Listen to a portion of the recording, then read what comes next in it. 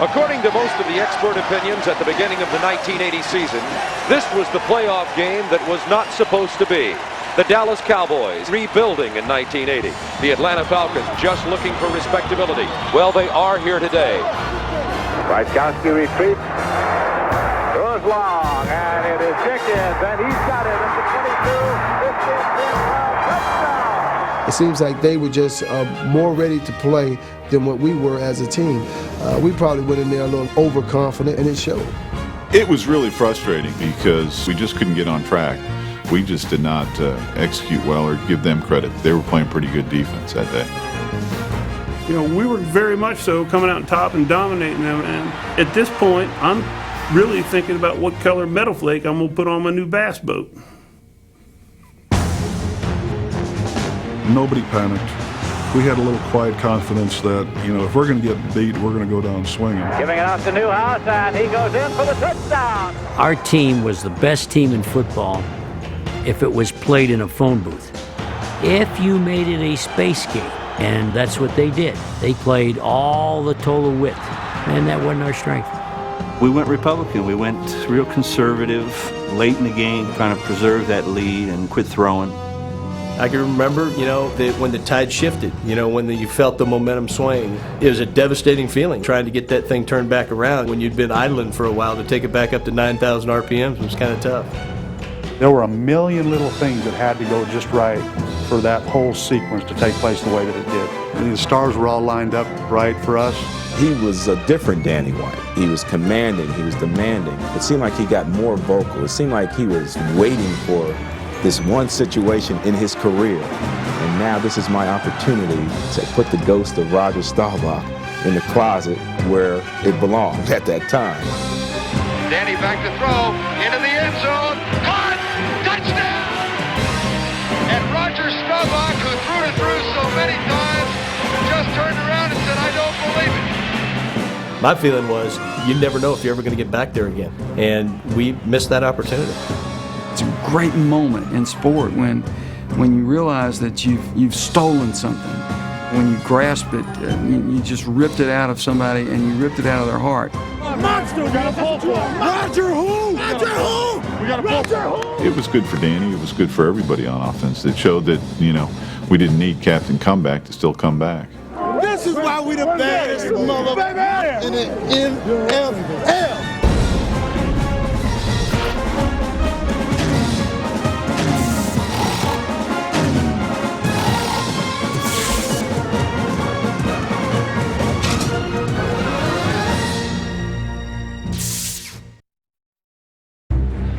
In their first decade of existence, the Atlanta Falcons were among pro football's most endangered species. They languished in the league's lower depths, posting only 2 winning seasons, with no playoff appearances. It was a team sort of in disarray. Never really had the direction from the ownership that that would mandate the changes be made from one year to the next to try to get better.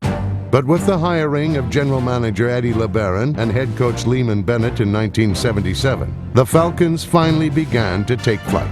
And in 1978, Atlanta parlayed a string of miracle finishes to make the playoffs for the first time in team history. Everybody's down there. The Saints look like they're there. There's the ball in the air. Jackson touches it. Touchdown, Atlanta. Unbelievable. The Atlanta Falcons have come from behind with 10 seconds to go in the ball game. It was the biggest 180 I've ever been around in my life, because all of a sudden, you go from a team that's just struggling to get by every week or have a chance to win, to where you actually walked out on the field expecting to win, expecting to dominate somebody.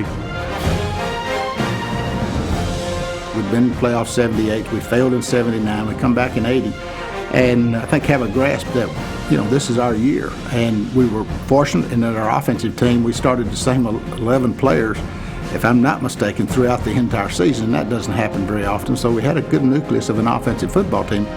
With a backfield tandem that combined for more than 2,000 rushing yards and a passing attack that dominated the NFC, the Falcons' balanced offense was all but impossible to stop. We had a team that came back in a number of games during the season. We just believed we were going to win. It's just when you get in that zone a little bit and you get that attitude and you get that belief. We went on a stretch there where we won about 8 or 10 ball games in a row. We didn't have a lot of great athletes. There were not Pro Bowl players on that team. We had a lot of guys who really got after it, guys who had a lot of heart. Much of that spirit came from the youthful energy of 4 rookie starters on defense. It was a perfect fit because these guys were young, they covered a lot of ground. By the time we got halfway through the year, we threw this rookie stuff out the window because you didn't question their preparation, you didn't question their effort. They were the kind of guys that people liked to hail when they walked into a restaurant or a bar. In previous times, they paid little or no attention to him. The Falcon was virtually an unknown soldier around here until that particular season. This was really the first surge of excitement that any Falcon team had ever given this town. He's looking for Francis. He catches it at the 40. He's going to go all the way. Touchdown! In Week 15 against the 49ers, the Falcons presented their long-suffering fans with an early Christmas present. All right, Dave. All right, here we go. Mayflower. Four-man rush on. Fumble. They're going after the ball. Al Richardson has fallen on it in the end zone. Falcons have scored again. What a joyous moment it is in Atlanta, Georgia, as the Falcons are nearing their first ever NFC Division Championship. It has been a while. Yep. I guess they think we're for real now, huh? They've got to. I tell you, I just want to say congratulations to you, and I'm so very, very proud. Hey, it didn't come easy. We paid a tremendous price, or you people paid the price, and you're rewarded for it today, and we're a step closer to what we all want. What the Falcons wanted, the Dallas Cowboys already had. During the 1970s, they had made 5 Super Bowl appearances. But now America's team would have to carry on without Captain Comeback. The system was successful before me. It'll be successful without me. I appreciate my teammates through the years because I'm one that's been successful in this system. It's been a lot of good ones. And there'll be many more good ones. Dallas entered the 80s with a new leader at quarterback, team punter and bench warmer turned starter, Danny White. Going into the season, the mood was, the king is dead, long live the king. We had a new king that was getting ready to step in there that was capable of doing it, and he had proved himself as a backup, and we were ready to see whether he could be as successful as Roger was. His first year, Danny took over after Roger left. His statistics were even better than Roger's was, which showed, the quality of a Danny White. I tell you, Danny could do it all. He knew when to win. He knew how to win, and that's the important thing about a football player. His coach and teammates were quick to embrace the new quarterback, but many of the fans did not. He's not the pressure quarterback that Roger was. Roger's a legend. Danny will never be like that. The quality in the clutch, I just don't think he has it. There were a lot of people that would never buy into the fact that somebody else could lead the Dallas Cowboys besides Roger Staubach. I think Roger Staubach's a great quarterback, and I miss him. It takes a very special person to handle that kind of situation. I don't think there's anybody else could have handled it any better than Danny White. Under White, the Cowboys' offense was as explosive as ever. But points were coming almost as quickly against a rebuilding Dallas defense that no longer ranked among the NFL's elite. That year was a lot of questions. I don't think we felt the swagger that we had in 77, 78. The defense was a little weak as far as statistics go. We'd lost Cliff Harris at the free safety position, and we were a little weak at the cornerback spot. But we anticipated a successful year because we had a great cast of folks coming back, big-name players that performed in big games. The plain truth, however, was that most of those big-name players were on offense. Dallas won a dozen games in 1980 thanks to a multi-talented attack that set a franchise single-season scoring record. I don't know that I could have handpicked a better team to break in with because it took a lot of the pressure off of me. Great receivers, guys who made plays, and then, when all else fails, turn around and give it to Tony Dorsett or Robert Newhouse. How can a quarterback screw that up? Dallas entered the playoffs as a wild card, so they were forced to play an extra game. But thanks to a record-setting day from Tony Dorsett, their opponents never had a chance. I've had a lot of success playing against the Rams. For whatever reason it is, I don't know. It's obviously our game plan. Coach Landry would always put together a pretty good game plan for us. Dallas established a team record for most yardage in a playoff game while earning Tom Landry his 200th career coaching victory. Now it was on to Georgia to face the well-rested Falcons. The Cowboys were greeted by their former leader, who'd be watching his old team from the broadcasting booth. Ironically, just 2 years earlier, Roger Staubach had involuntarily been relegated to the sidelines in the divisional playoffs against these same Atlanta Falcons. A guy named Pennywell, linebacker, blitz, and he grabbed me and he drove me into the ground. So I was gone. I was out for a long time and did not play. All of a sudden, here comes Danny White, who really hadn't proved himself to the football team, especially to the offensive football team, that he had the ability to perform in a pressure situation such as a playoff game. I believe he hit a couple touchdown passes. It was like Roger hadn't even left. Danny rolling out to his right, finally gets it away, touchdown, Becky Smith. Worst thing we ever did is we knocked Staubach out, and some quarterback came in that hadn't studied the film, and he wasn't afraid. White had come off the bench to rescue the Cowboys in '78. 2 years later, his teammates were hoping for an encore performance.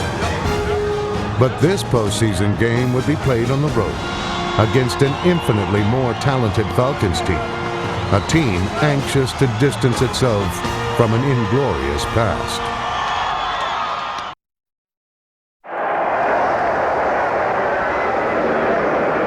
Kelly, Lindsey Nelson with you from Atlanta's Fulton County Stadium here in this big NFC game. The winner goes on to the NFC Championship against the Philadelphia Eagles, and the loser goes to the golf course. The entire playing field just now is in shadow. We have a bright sunny day in Atlanta. Beautiful football afternoon.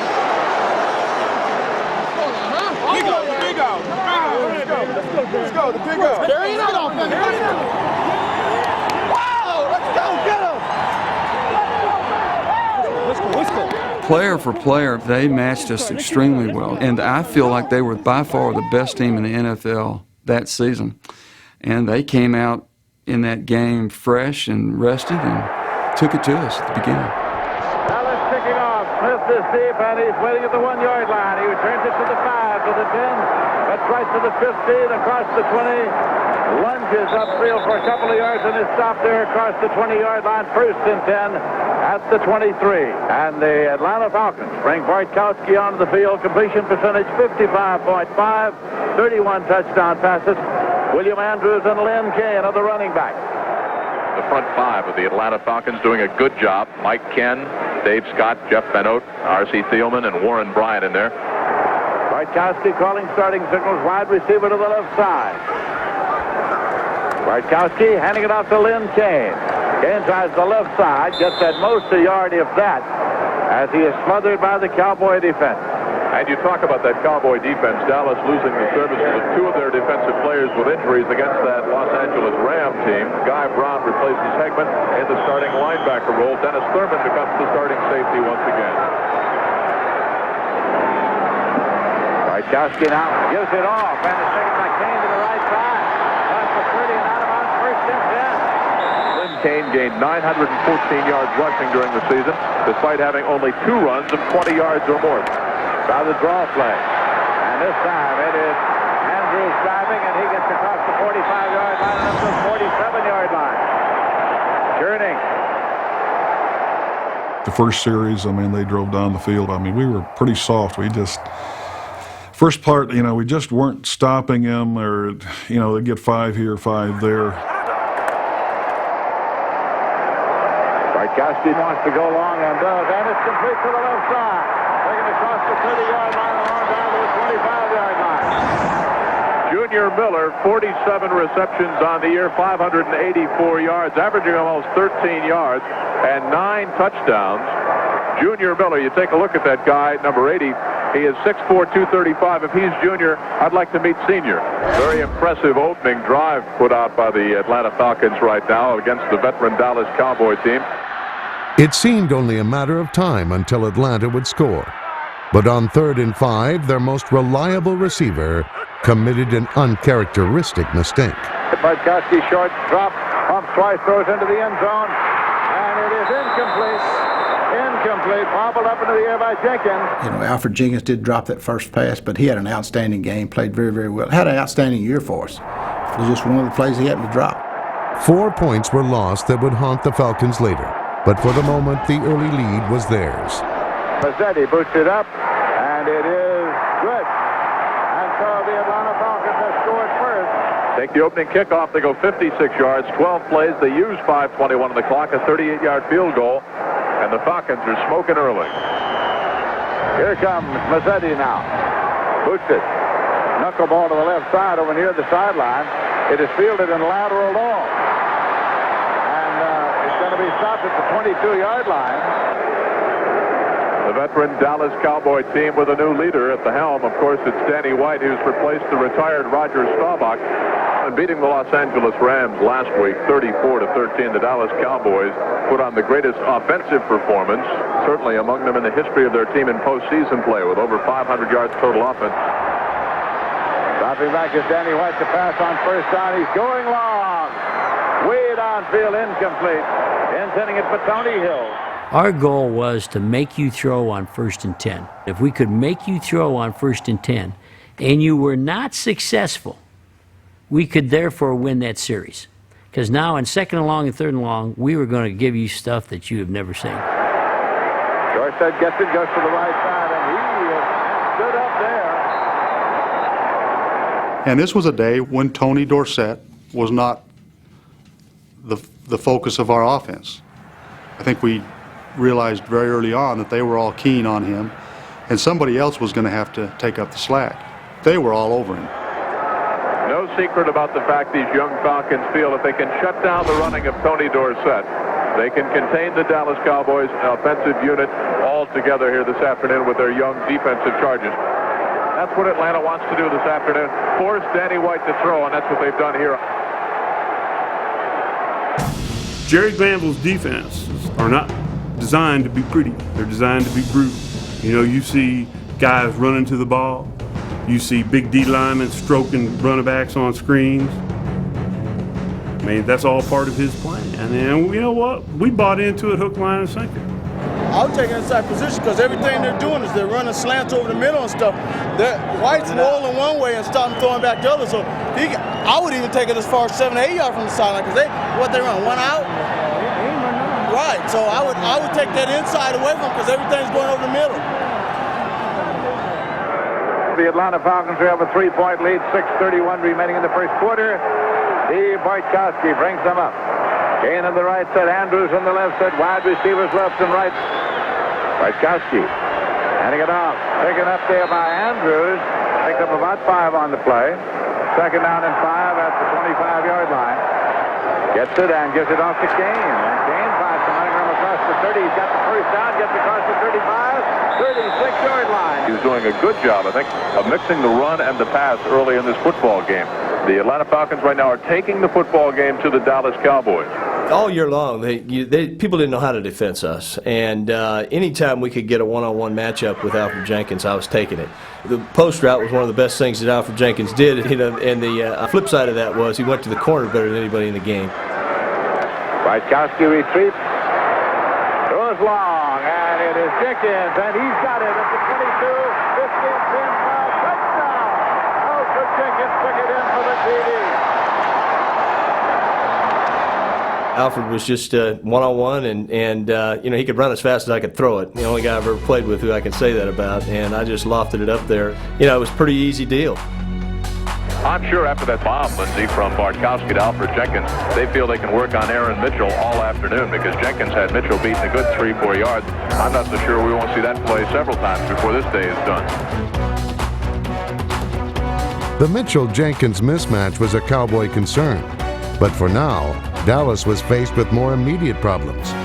They needed to generate some offense to change momentum and cut into Atlanta's double-digit lead. Danny White. There's a screen left, and it's taken there by Dorsett. Dorsett is up to the 45-yard line before he's popped there. The Cowboys have done little offensively in their two possessions. Meanwhile, Atlanta's had the ball twice, and they put points up on the board twice. Dallas and wide receivers left and right for Danny White, who's back to set it up. And he whips it complete up to the 50-yard line. Played with Dupree. Billy Joe Dupree, the tight end. Fulton Kuykendall made the hit. Clock is running. 3:25 remaining in the first quarter. Here's a quick pitch, and he comes out of the reverse with Drew Pearson carry. Pearson goes to the right side across the 50-45. Drew Pearson stopped at the 41-yard line. Kenny Johnson made the tackle over there. Cowboys trying to keep their drive alive. Danny White sets up, going long, and it is complete inside the 25-yard line to Tony Hill. You won't see a finer catch in terms of concentration than that one by Tony Hill. In the midst of triple coverage, and credit Danny White because he threw it on a thimble right in there. The Falcons were wobbling after absorbing the Cowboys' counterpunches. But then Atlanta got a huge break, thanks to some unintended assistance from the officials. Dropping back now is Danny White. He guns it into the end zone. Touchdown. Incomplete. Butch Johnson had it and dropped it. Butch Johnson had it for just a second. Kenny Johnson was there. That was a touchdown. I see Butch Johnson catch that ball. He came down with 2 feet. He had possession of the ball.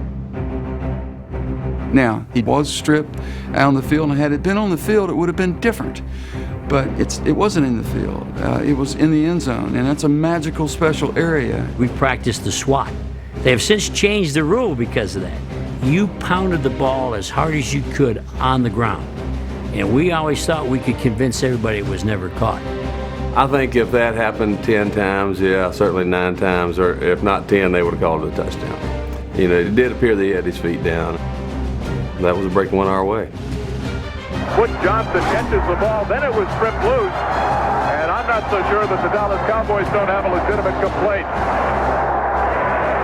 The officials say no catch, incomplete, 4th and 10 at the 20-yard line. Roger Staubach did an interview at halftime of that game with Terry Bradshaw. And I remember Roger saying that he felt sorry for the guy because during the week his seeing eye dog had died. We'll have now a field goal attempt. It'll be a 38-yarder for Rafael Septien. Charlie Waters holding down on one knee. Septien with the field goal, and it is good. And the Dallas Cowboys get 3 points on the board. There wasn't instant replay back then, so you can't review it, and it was just a split-second decision by the official that no, he did not have possession. And, you know, it happened so quick, it was disappointing. But I know Butch complained, and a lot of guys complained, but from my standpoint, it was, well, we didn't get it. We kicked the field goal. We got our 3 points. At least we got on the board. We got some points out of the deal. That's the end of the first quarter with the score, Atlanta 10, Dallas 3. As the second quarter got underway, the Dallas defense remained a frustrated group. Doomsday's front four was losing the battle against Atlanta's talented offensive line, allowing Steve Bartkowski more than enough time to seek out whatever pass target he chose. Well, I thought we could have scored every time we had the football. Nobody could take away everything that we did. It was a quarterback's dream, basically. I mean, we had too many weapons. There's just no way to really defense everybody. But just when the Falcons appeared to be on the verge of breaking the game open, both of the Cowboys' defensive ends came up big with critical plays. Bartkowski handing it off, and they come to the left side. Andrews gloves off one tackler, tries to go back to the right, but he can't get away this time. It's Too Tall Jones was the man playing tag with Andrews, and finally pulled him down back there at the 47-yard line. This is a big play for the Dallas defense here, Lindsey. They have not stopped the Atlanta Falcons yet in this football game. Each time Atlanta's had the ball, they've gone down and scored. 3rd down and 19 yards to go for the Falcons. They have the ball at the 47-yard line to the Dallas Cowboys. Bartkowski retreating. And he is hit. The ball bounds away. Dickinson's on the ball. It is a fumble. Dickinson recovers for the Cowboys. 1st and 10 at the 45-yard line of the Atlanta Falcons. Well, big play time for that doomsday defense of the Dallas Cowboys. And the man that got through there, number 79, Harvey Martin, the 8-year veteran from East Texas State. So the Cowboys operate 1st and 10 from the Atlanta 45. Their priority became protection because we had knocked down so many quarterbacks. So I think for that reason, they weren't trying to force the ball down the field. And that gave me more courage to play one-on-one out there. They never did really attack us in the first half. I was surprised that they didn't attack our corners a little bit more. On the next series, the Cowboys' wideouts became little more than roving decoys. Not a single pass was thrown their way. In fact, neither would even touch the ball until just before halftime. Play action. White is rolling and throwing, and it's complete to the tight end Dupree. Across the 30 and down to the 26-yard line. Kaskendall and Curry made the stop. And they give it this time to Dorsett. He tries the right side, can't turn the corner. He got a yard to the 24-yard line as he was bounced out of bounds by Al Richardson. Rookie linebacker. It's going to be 2nd down and 9 yards to go. Hand it off to Dorsett. He tries the left side. Finds a little running room to the 20.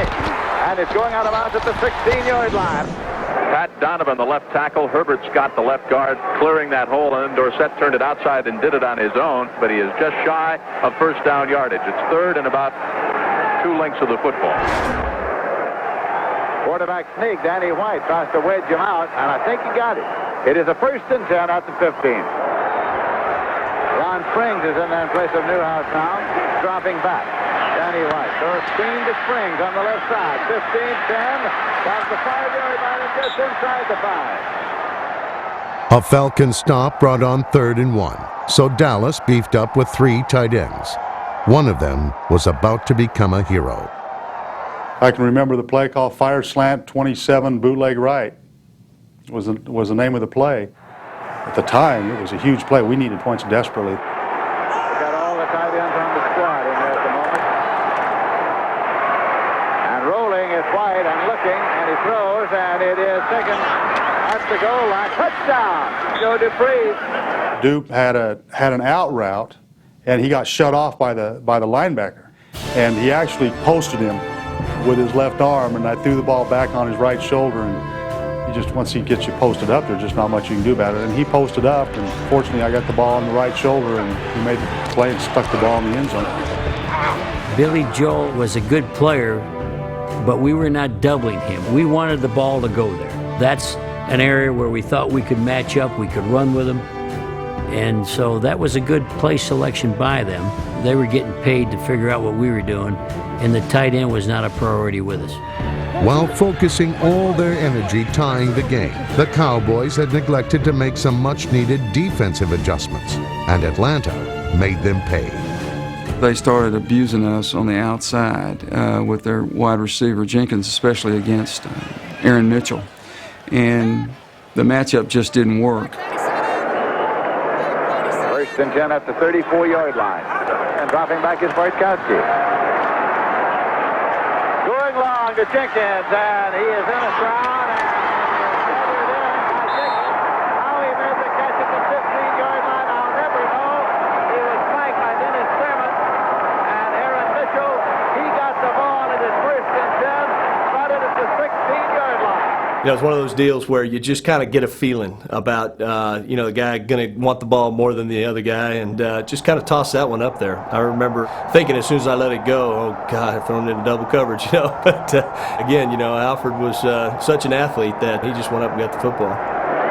Dennis Thurman came over. Actually, Thurman almost had the ball for the interception, and Jenkins took it away. So the Atlanta Falcons in a game that is tied 10-10 with 3.5 minutes left to play in the first half. Have the ball 1st and 10 at the 16-yard line. Opened up and now dropping back. Bartkowski, his pass is complete. Taken by Junior Miller, and he goes out of bounds at about the 2-yard line. The pass was there all night long, and Bart was humming. Junior Miller had a big night. That was the best year Junior had, maybe the only year Junior had. Junior faded very quickly, but he was a very, very good tight end that one year. Bartkowski waiting for the snap. Gets it now, gives it to Kane, and Kane dives in. Flying touchdown for the Atlanta Falcons. And the Atlanta Falcons who take Kane's touchdown, and the Falcons regain the lead. Simply bowled it over behind the right side blocking of R.C. Thielman and Warren Bryant, and the Falcons go, well, they go a bunch of yards in just 4 plays. The big one, though, the bomb to Alfred Jenkins again. And the Atlanta Falcons are leading in the ball game now by a score of 17-10. Dallas took over with plenty of time remaining before the half. But Atlanta's aggressive defense was well prepared for just about everything in the Cowboys' 2-minute drill. We'd run a running play and we'd have a breakdown, you know, with 1 guy or 2 guys, and they'd make a nice play. Passing game-wise, I really don't think we really figured out what coverages they were running, and I think we were confused. I think the coaches were a little confused as to what plays to call. I think that, you know, they changed their coverage and had Danny a little confused because we just weren't making it work. The sputtering Cowboys gave the ball back with half a minute on the clock. More than enough time for Alfred Jenkins to continue tormenting the shell-shocked Dallas secondary. 30 seconds remaining to be played in the first half. Dropping back is Bartkowski. He goes long, and Jenkins has got it up at the 44-yard line of the Dallas Cowboys. Alfred Jenkins with a leaping catch, 1st and 10. Charlie Waters made the tackle. The Cowboys, of course, you're talking to yourself back in the secondary. Somebody's got to come up with some kind of a big play here because Bartkowski has simply been picking the Cowboy defense apart. With 15 seconds left, one Dallas defensive back finally did make a big play. Dropping back now is Bartkowski. He looks and he throws, and it is intercepted for the Dallas Cowboys at the 29-yard line by Steve Wilson. The turnover that we got from Steve at the end of the first half, it was a good stabilizing factor that these guys weren't invincible. I mean, Bartkowski was not throwing the ball to us. He was very accurate, and that was the only mistake that he made in the first half. They probably would have gone down and scored either a field goal or a touchdown. And time has run out. There's the gun sounding in the first half with the score: Atlanta Falcons 17, Dallas Cowboys 10. As Atlanta's fans celebrated their halftime lead, the mood in the Falcons' locker room was equally positive. I didn't think there was any way that they could get control of this football game from us. I felt like we could do whatever we really wanted to do offensively against them, and our defense was playing sound. We were the dominant team, up to that point. Defensively, we were stopping the big plays. They were not throwing the ball downfield. Dorsett had not broken any large runs or any big gainers. We felt like we were going to win the football game, and Dallas is not a team that changes very much at halftime as far as changing their fronts or changing their coverages or anything like that. We felt like 17-10 on Dallas is still a good lead. Coach Landry always had many different approaches, but, and I've heard many of, his halftime speeches. He'd have the offense on one side, the defense on the other. He's a guy that in the 13 years I played for him, I never heard him yell. And so he just mapped out and got his point across. We just handled ourselves as professionals and just felt that to play as bad as we did, as poorly as we did the first half, and we're only down by 7 points, we got a chance to win this ball game. We never felt as though we were out of the game. We had a certain arrogance and attitude about us that we felt like we could compete, and it was just going to be a matter of time before it was all going to swing our way. Coming up, the second half of the 1980 Cowboys-Falcons divisional playoff. They were pretty methodical. They remind me of guys going into work. They weren't emotional. It wasn't a raw team. They just sort of said, this is what we do. Oh, that didn't work. We'll come back and do it again. We didn't feel like we had played very well in the first half, and yet we were still in the game. We had a lot of confidence coming down the third quarter. We could win this game. Danny White brings the Dallas Cowboys up. It is Dorsett on the field with Adam taking the pitch coming to the right side. Across the 15, across the 20. Gets it out to the 23-yard line. Second down and 1 yard to go. Newhouse, the lone setback. Newhouse gets it, and he gets the 1 yard. He picks it up out to the 28-yard line, 1st and 10. Dorsett moves into the left set. Now he's back into the tailback of the I formation. Danny White is throwing to the left side, and it's complete. Drew Pearson, and he was stopped by Kenny Johnson. The Cowboys' opening possession of the second half began with methodical efficiency, a patient mix of run and pass. On 3rd down and 5, what appeared to be a big play for Dallas resulted in a seismic shift in momentum. 3rd down, 5 yards to go at the 49. Into the shotgun now. Danny White gets the ball retreat. Danny White being chased out of the pocket and throws it complete behind the line of scrimmage, but being advanced now. And Dustin Pearson is across the 30, 25, 20, 15. And now ball is fumbled. The Sherman is off. Picked up by the Falcons, and the Falcons will re-advance the 15-yard line. Full ball. Falcons linebacker Joel Williams, who as an undrafted free agent produced 16 quarterback sacks in 1980, authored what is one of the most overlooked yet singularly spectacular individual plays in NFL playoff history. Joel put on a performance non-parallel with that play right there. Wasn't it beautiful? I mean, here we come out with the ball. That's the way Joel ran. He had great pressure. He was close to getting a sack. They throw the ball. They have a big-time play. He turns, he sprints to where the ball is caught downfield. The guy is running after the catch, and he knocks that ball loose. All done by the same guy. Preston made a great run, made a couple of great cuts, and we thought was going to go all the way, and then got stripped from behind. The ball came out, and they got it. But I'm going to have to look at that again. That's hard to believe that a guy could run that far down the field and make that kind of a play. Every guy tried to get in on every single play. And we had convinced ourselves that we could wear them down. If we keep hitting them and we keep chasing them, they will surrender. The Dallas Cowboys took the opening kickoff in the second half, and they used almost 4.5 minutes on the clock. They came away with a turnover. Preston Pearson stripped of the ball from behind. Tom Pridemore picked it up at his 10, ran it back a couple of yards. Everybody started belting everybody else. One penalty flag later, Atlanta operates 1st and 10 from their own 30-yard line. Bartkowski, wide receivers left and right. Short drop. Puts it out to the left. Taken out there by Jenkins. Alfred Jenkins takes it back at 40, 45, 50, and across into Dallas territory at the 48-yard line. While Brunig made the stop. 1st and 10 for the Atlanta Falcons in Dallas territory. And a wing left with a lone setback. They try the draw flag. Big opener on Andrew and cuts through for about 10 yards to the 38-yard line. Bartkowski dropping back. Goes up the middle and it's complete. Taken there by Andrews inside the 30-yard line, and Andrews is stopped at the 27. Bartkowski waiting for the snap. And again, it is taken by Andrews. He tries the left side. Gets inside the 20-yard line. Still going down to the 16, maybe the 15. Aaron Mitchell finally made the tackle. It's another 1st down for the Atlanta Falcons. You can simply feel the electricity in the air here at Atlanta's Fulton County Stadium. The offensive surge of the Atlanta line right now sticking it to the Dallas, what once was a doomsday defense. That time, William Andrews simply ran out of the grasp of Harvey Martin, ran away from Randy White, and picked up another Falcon 1st down. Now they come out in the I formation.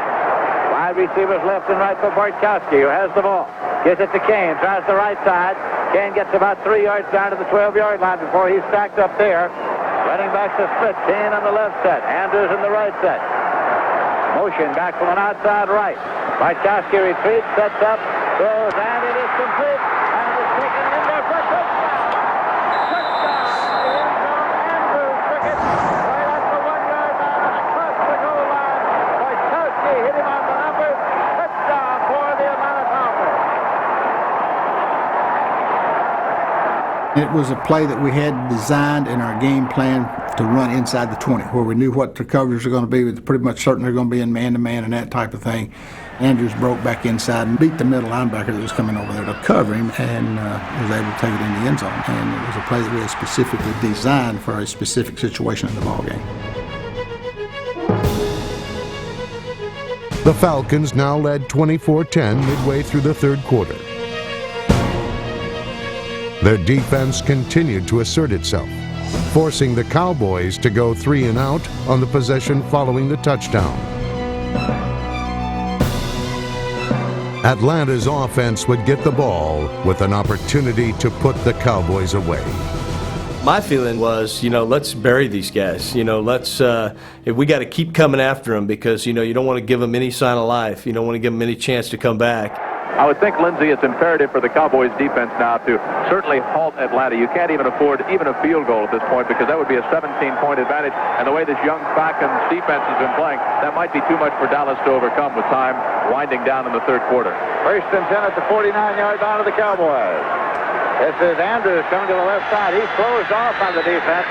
Not a chance as Harvey Martin, big number 79, was there. For us to stop them and shut the life out of them, actually knock them backwards, stop that running game on first down. The first down was very important to us because then the momentum shifts to the defense.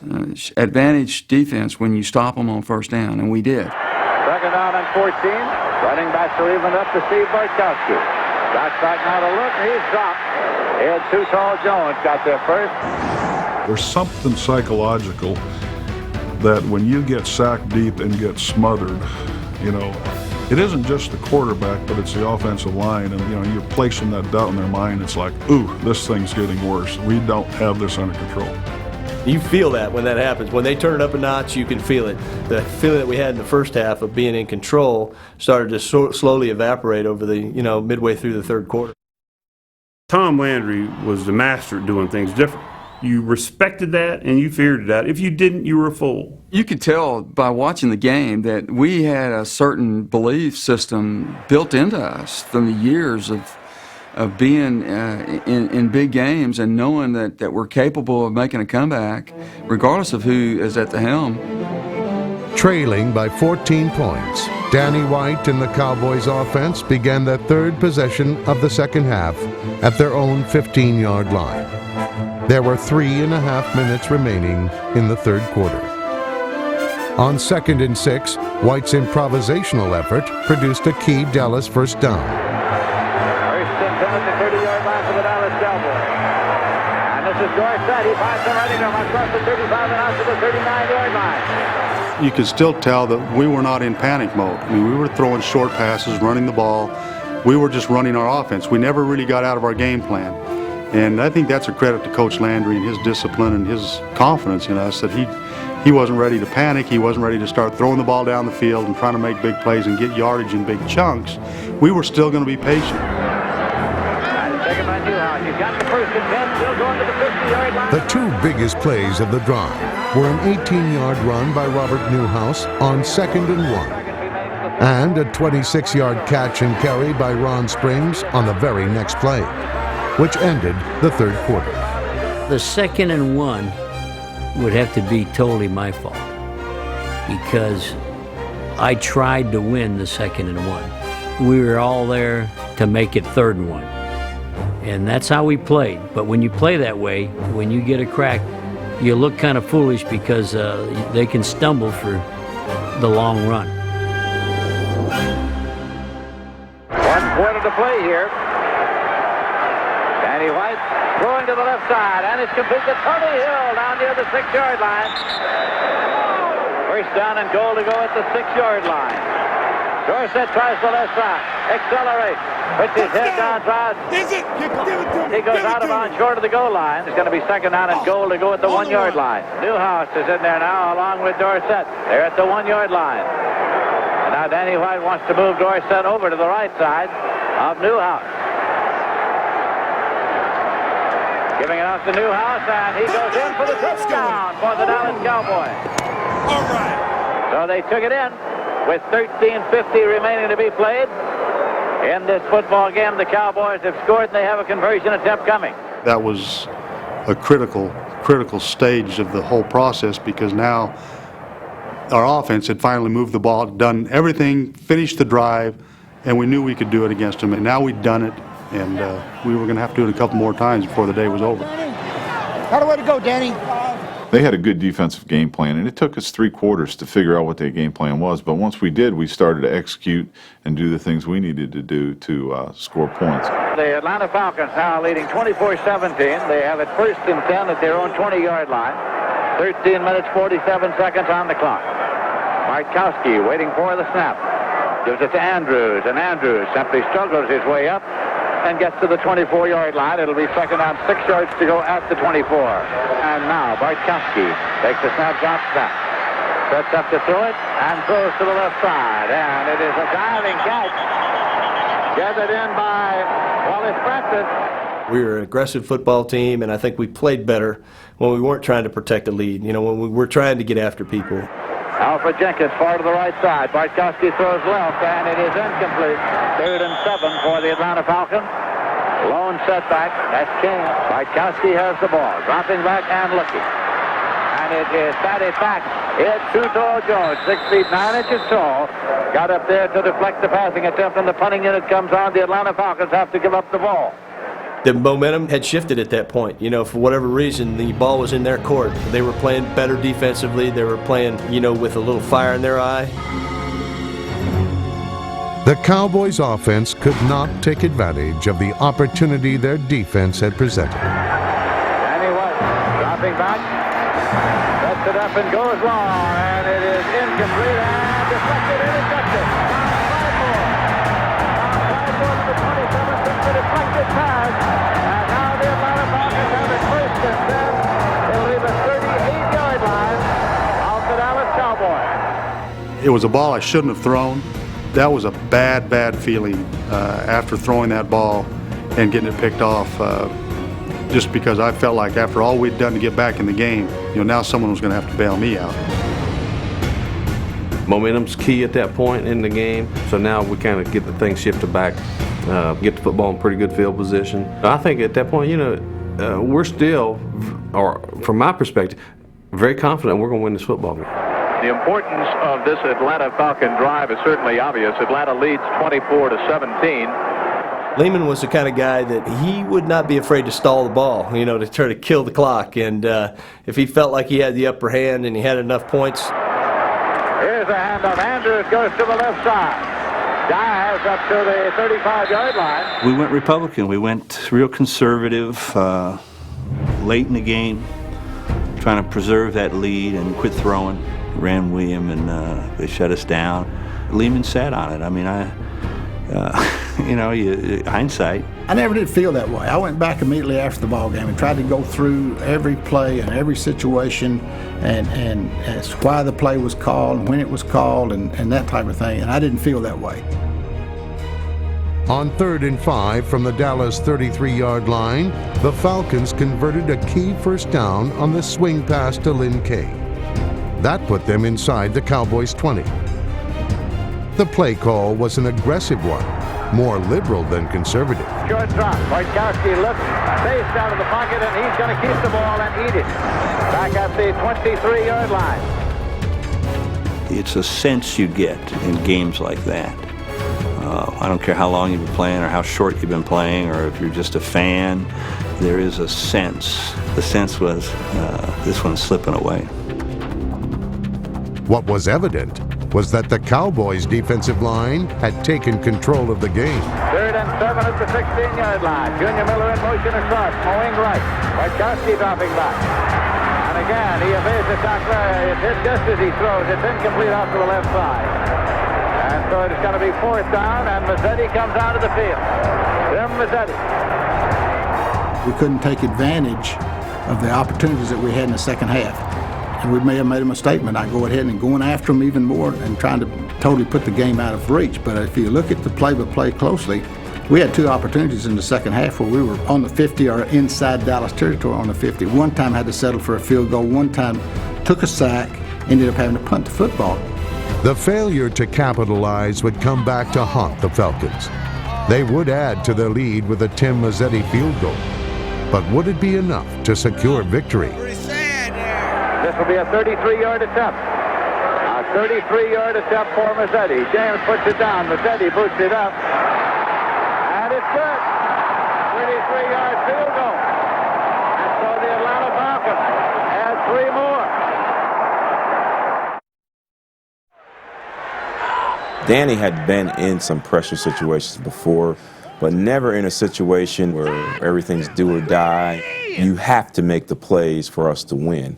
Roger had proved that he could perform in those situations, but there was still some doubt whether Danny White could perform in those situations. Doubt amongst the coaching staff, doubt amongst the players, doubt amongst the media, doubt amongst the fans. White back to set up, and he's going along to the sideline. It's taken by Drew Pearson. Big first down.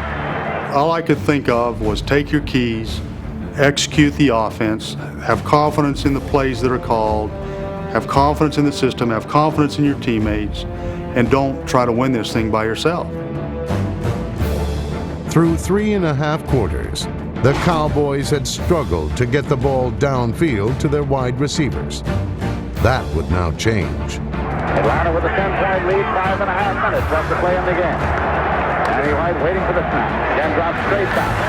And he throws up the middle, and it's complete to Drew Pearson. He is inside the 25-yard line. I'm sure it just freaked out Atlanta. You could just tell that the way they got back to their huddle that they said, oh my God, these are the guys we've been watching on TV, winning championships. This is Drew Pearson. We believed that it was going to happen. Following the 24-yard completion to Pearson, White would hit Tony Dorsett for 9 yards. What happened next was the stuff of legend, with a nod and a wink to Roger Staubach. Second down and about 1 yard to go for the first down. The ball is inside the 15-yard line. Now Danny White rolls to the left side, sets up, looks back right. Scampers out to the right side, stops, looks, and gives an indication, throws into the end zone. And touchdown for the Dallas Cowboys. Drew Pearson, number 88. I remember like it was yesterday how he pointed to the left, and I could see all the defenders and everybody start going that way where he was pointing. I didn't move, and he read that, and he just zipped the pass into me, and I was able to catch it between 2 defenders, and that gave us one of the touchdowns we needed.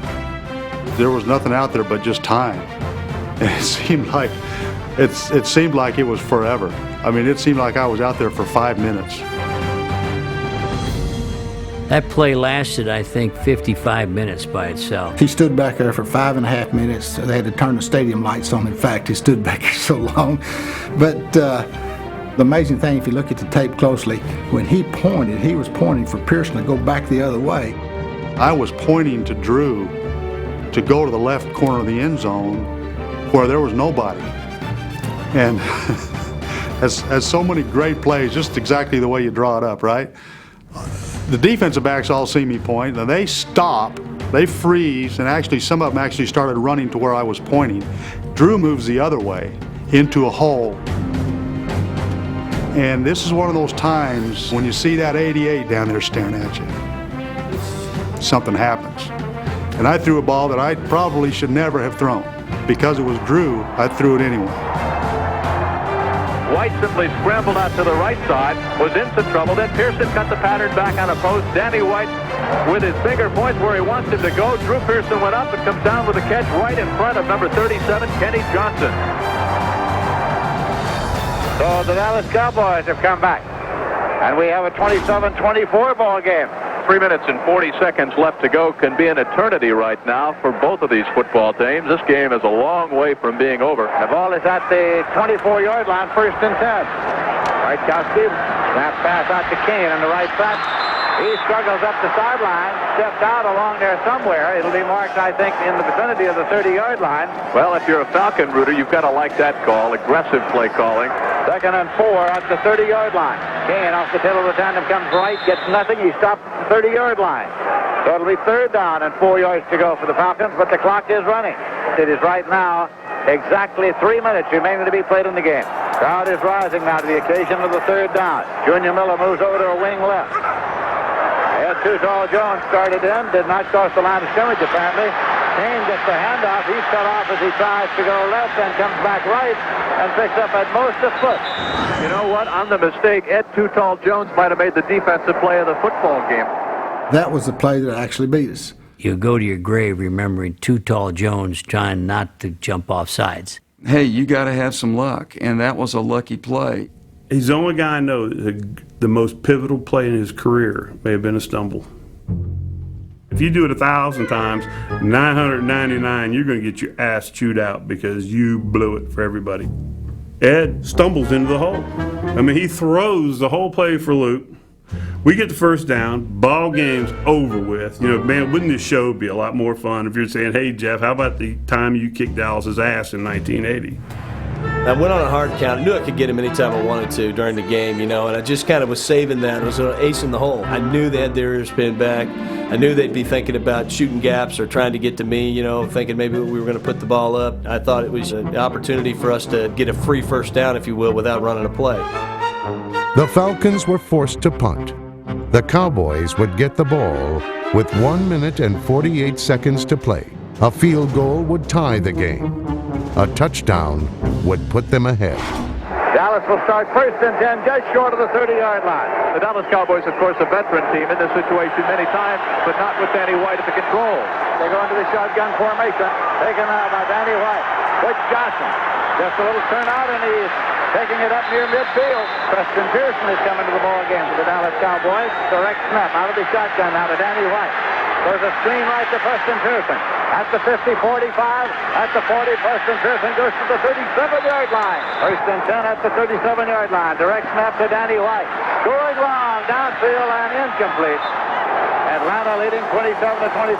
Crowd on their feet here at Atlanta Fulton County Stadium. Second down and 10 yards to go for the Cowboys. Shotgun formation. Danny White has the ball. He drops back.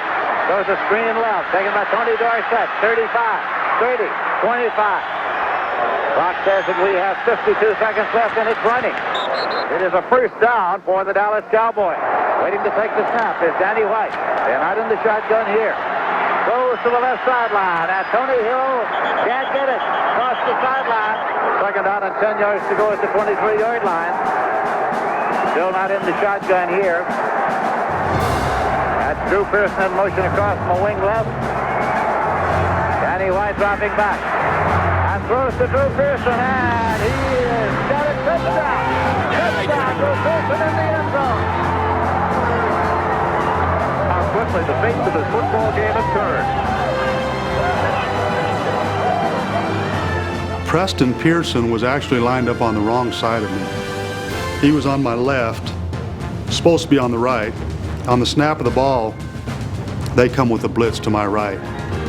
And so I immediately read blitz read, hot read. As it turned out, Preston saw the blitz all the way.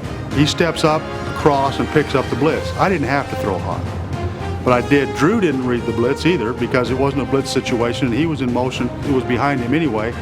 So I throw hot, and I just threw the ball to the post, but it's probably just a throwaway pass.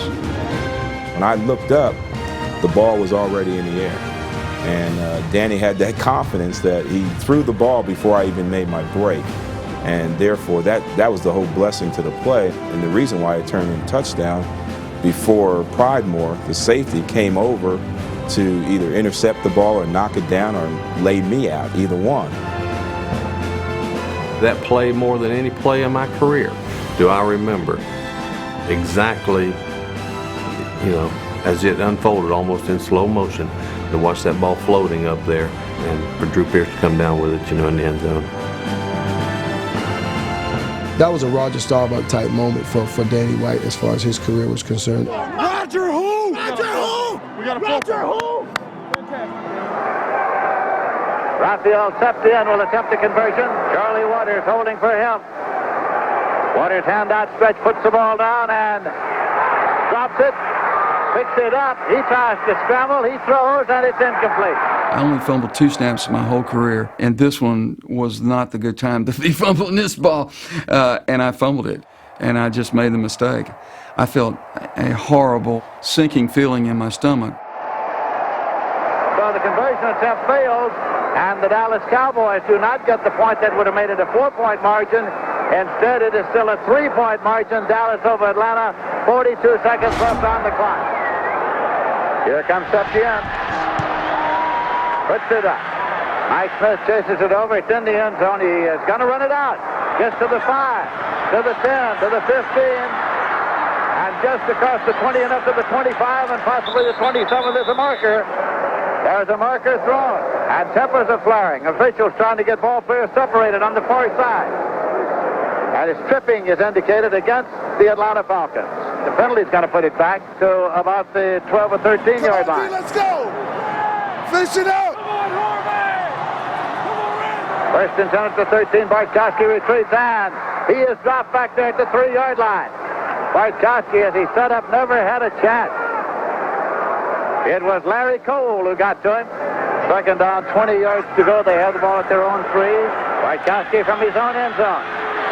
Throwing up the right sideline, and it is taken across the 20-yard line and out of bounds. Clock says 24 seconds remaining to be played. Bartkowski again dropping back and looking. Throwing up the left sideline this time. Incomplete. 19 seconds remaining to be played in the game. Dallas 30, Atlanta 27. Fourth down, 2 yards to go at the 21. Bartkowski throwing. And it is incomplete. Incomplete. He tried to get it to Wallace Francis, and the ball goes over to the Dallas Cowboys. It is a dejected unit of Atlanta Falcons coming slowly off the field, walking as though in slow motion. The offensive unit comes off. Jubilation among the Dallas Cowboys on the far side of the field. It's total elation, but it's also a feeling of, well, that's the way it's supposed to be, which is kind of a strange arrogance, but we had that. We believed that we were supposed to win these big games. Falcons, you gotta play 60 minutes, huh? Well, that's what we came here to play tonight, is 60 minutes. This is why we the baddest motherfuckers in the NFL. Let's go. My feeling was, man, we blew an awesome opportunity. I mean, we had the best football team in the league. I mean, I knew it. The Dallas Cowboys knew it. It's sad for them because they were so good not to have figured out a way to keep that victory. That's what it's all about. We're lucky, but we'll take it. We'd rather be lucky than good any day. When I watched that film the other day, and I be honest with you, I hadn't watched the whole game in my life. The pain was too deep. It was 10 years before I could talk about that game. We had a chance to put that stake in the ground, and we would have always walked together, you know, as world champions.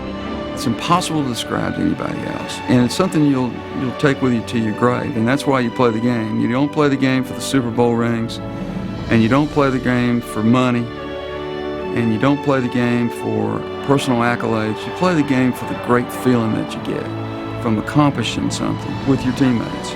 That's the feeling, and that's the beauty of it. That game answered all the questions about, the negative questions about Danny White. Can he do it? Can he perform the same type of miracles that Roger Staubach performed at the quarterback position? At the very end of the game, I observed Coach Landry, and he was just as stoic as he always has been. And I'm thinking, how can you not be just giddy like all the rest of us? This is incredible what we've accomplished here. We've handed the torch over to the other guy. And I was really pleased to see him in the locker room with a smile, I mean, and a huge smile. And as a matter of fact, he's as happy as I've ever seen him. Herbie, keep the faith. You gotta believe,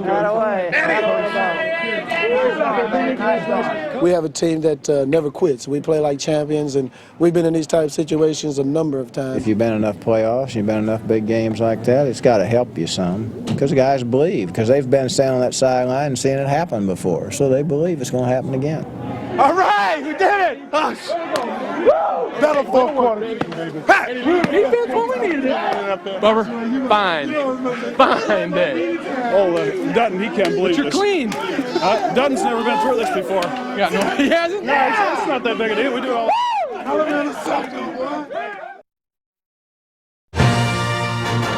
For the Dallas Cowboys, the come-from-behind victory was yet another in a long line of dramatic playoff wins for a franchise accustomed to postseason success. For Atlanta, it was a bitter defeat, whose impact was still felt the following season, when the Falcons lost 9 of their final 13 games to finish with a losing record. The football team we were in 1980 was who we should have been in 81. We just didn't win the close games like we did the year before.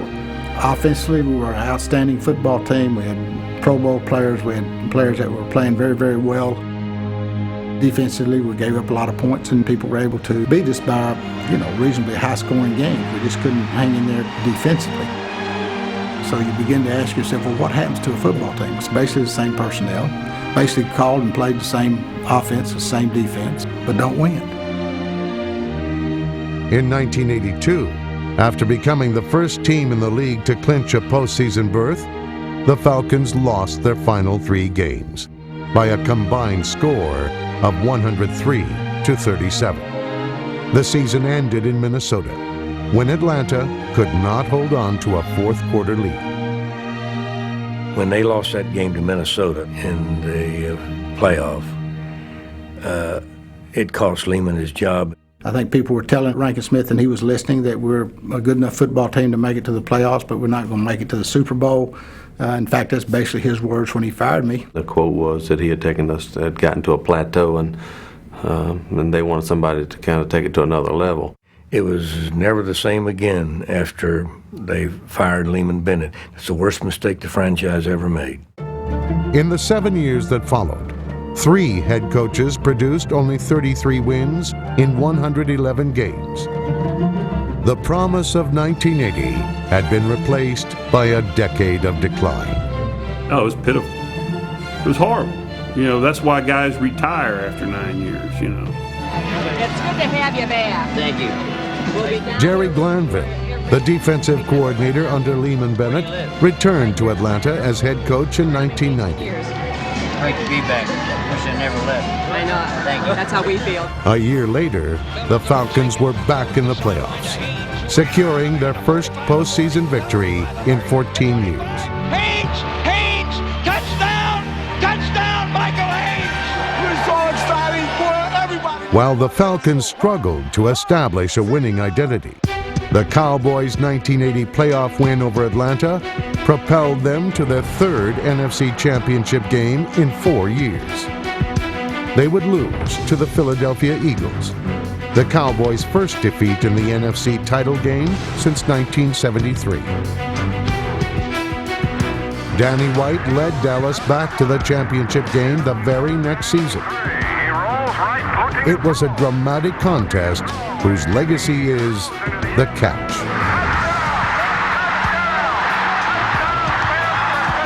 Few remember the play that followed the catch. It can be argued it was this play that shaped history and defined careers. Eric Wright catches Drew right by his car with his fingertips, man. It was like Drew, I just knew he was going to tear away from him, but he made one heck of a tackle there because I just knew that we were going to win that football game. The last 20 years, I thought if Drew had a tight jersey on, he would have scored. It's just one finger of the defender catching Drew by his jersey to keep him from changing Danny's whole career, to where I think they would have been comparing him to Roger. White's ascension to the revered status of Roger Staubach never happened.